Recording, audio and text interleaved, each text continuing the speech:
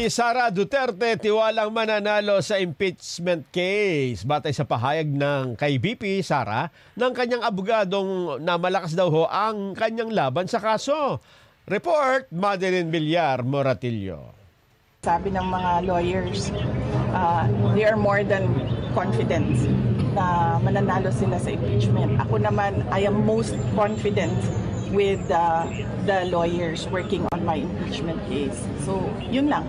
Ito ang sagot ni Vice President Sara Duterte sa akusasyon na kaya umano siya nag-endorso ng senatorial candidates ay para makakuha ng mga kakampi sa kanyang impeachment. Giit ni VP Sara ang nag-trigger sa kanyang ginawang pag-endorso ng mga kandidato ay dahil sa nangyaring injustice kay dating Pangulong Rodrigo Duterte.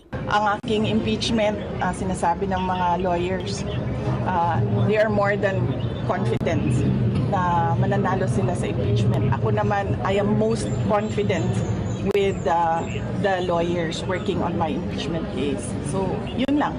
Matatandaang hindi natalakay ng Senado ang impeachment laban kay VP Sara dahil naihain ito sa kanila sa huling araw ng kanilang sesyon. Sabi ni Senate President Cheese Escudero, matatalakay na ito sa Hulyo.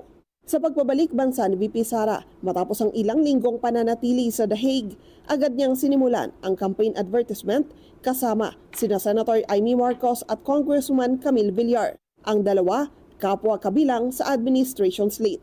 Ang kay Camille Villar naman at ang kay Senator Amy Marcos, hindi naman odd or awkward dahil si Senator Amy Marcos, kilala niya ako, magkakilala kami.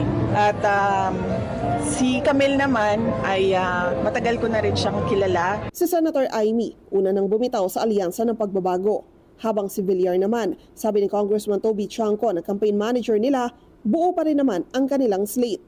Nananatili rin anyang intact ang 5 malalaking partido na bumubuo sa alyansa.